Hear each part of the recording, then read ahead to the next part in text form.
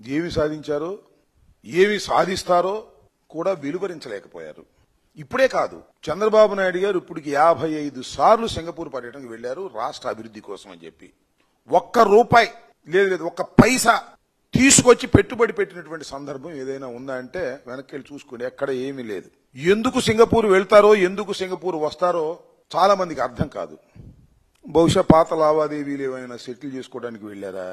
అయ్యా నారా లోకేష్ గారు, లేకపోతే ఆయన ఈశ్వరన్ అని ఆ సింగపూర్ మంత్రి గారు మీతో వాటాలు కలిసి ఇక్కడ రాజధాని డెవలప్మెంట్ కి రాజధాని స్టార్టప్ ఏరియాకి పెట్టుబడులు పెడతామని చెప్పేసి అప్పుడు వచ్చి ఏదో కన్సార్టియం చేసుకున్నారు కదా. సరే, ఆయన లోపలేశారు.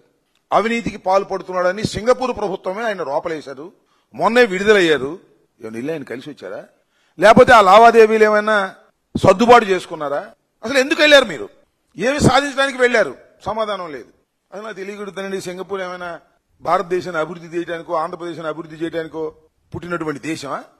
సింగపూర్ వాళ్ళు లాభాలుంటే పెట్టుబడులు పెడతారు. ఈమెయిల్స్ పంపించారంట, ఈ ప్రభుత్వం ఉండేది కాదు, చచ్చేది కాదు, పడిపోతుంది, మీరేమీ పెట్టుబడులు పెట్టమాక అని వీళ్ళు ఈమెయిల్స్ పంపిస్తే దానివల్ల వాళ్ళు తిరస్కరించారన్నట్టుగా మాట్లాడతాడు. ఆ ఈమెయిల్ పంపించింది ఎవరయ్యా అంటే పెద్దిరెడ్డి గారి ప్రోత్సాహంతో మురళీకృష్ణ ఆయన పంపించాయంట. ఆయన చెప్పాడు, నారా లోకేష్ గారు. ఎవరా మురళీకృష్ణ? నిన్న నుంచి తలగా బాదుకుంటున్నాం మేము. ఎవరు పంపించారు ఏంటంటే ఎతికాం అన్ని చోట్ల, దొరికింది అని మన చిలకలూరుపేట ఆయన అంట. ఆయనో ఈయనో ఒకటో కాదో నారా లోకేష్ గారు చెప్పాలి. చిలకలూరుపేటకు చెందినటువంటి మురళీకృష్ణ చౌదరి గారు, ఆయన యుఎస్ లో ఉంటాడు. 100కి 100 పాళ్లు తెలుగుదేశం అభిమాని, తెలుగుదేశం కోసం కృషి చేసినటువంటి వ్యక్తి, తెలుగుదేశం పార్టీ అధికారంలోకి రావాలని అహర్నిశలు కష్టపడ్డాడు. ఇప్పుడు మాత్రం రివర్స్ అయ్యాడు. ఎందుకయ్యాడా బాబు అంటే చిలకలూరుపేటలో ఆయన ప్రాపర్టీని కాజేయడానికి అక్కడ స్థానిక శాసనసభ్యులు ప్రయత్నం చేశాయంట.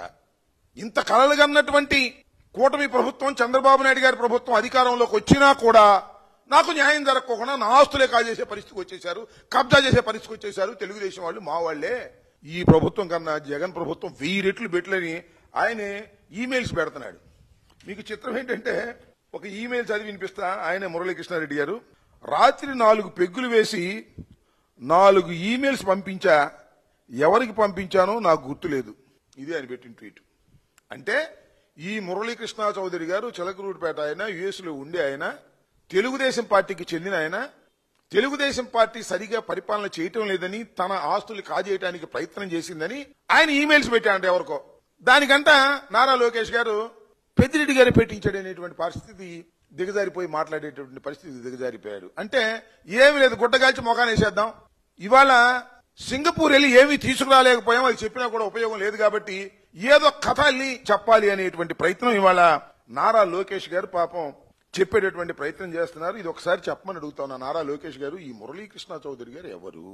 మాకేమి సంబంధం? పెద్దిరెడ్డి గారికి ఏమి సంబంధం? పెద్దిరెడ్డి గారి మీద పడేటువంటి కార్యక్రమాలు ఎందుకు చేస్తున్నారు అనే విషయాల్ని దయచేసి నారా లోకేష్ గారు సెలవిస్తే బాగుంటుంది. సెలవేయకపోతే మీ కుట్రలు కుతంత్రాలు, మీ బురదల్లే కార్యక్రమాలు ప్రజలు చాలా క్లియర్ గా అర్థం చేసుకుంటారని కూడా ఈ సందర్భంగా చెప్తారు. ఆయన చాలా పెట్టే ట్వీట్లు, 1 కాదు 2 కాదు, మీరు ఒకసారి వెళ్ళి చూడండి. ఈ ప్రభుత్వం అంత దౌర్భాగ్యమైన ప్రభుత్వం లేదని, తనకు అన్యాయం చేసిందని ఆయన ట్వీట్లు పెట్టినటువంటి సందర్భాలు. ఆయన ప్రాపర్టీ ఇది చిలకూరుపేటలో, దీన్ని కాజేయడానికి ప్రయత్నం చేశాయంట అక్కడ లోకల్ గా ఉన్నటువంటి తెలుగుదేశం ఎమ్మెల్యే గారు. అందువల్ల ఆయన కడుపు మండి ఈ కార్యక్రమాలన్నీ చేస్తున్నాడు. ఇష్టం వచ్చినట్టుగా ఆయన విమర్శ చేస్తున్నాడు తెలుగుదేశం పార్టీని. ఆయన తీసుకొచ్చి మాకంటగట్టి ఇదేదో పెద్దిరెడ్డి గారు చేశారనేటువంటి కార్యక్రమాలు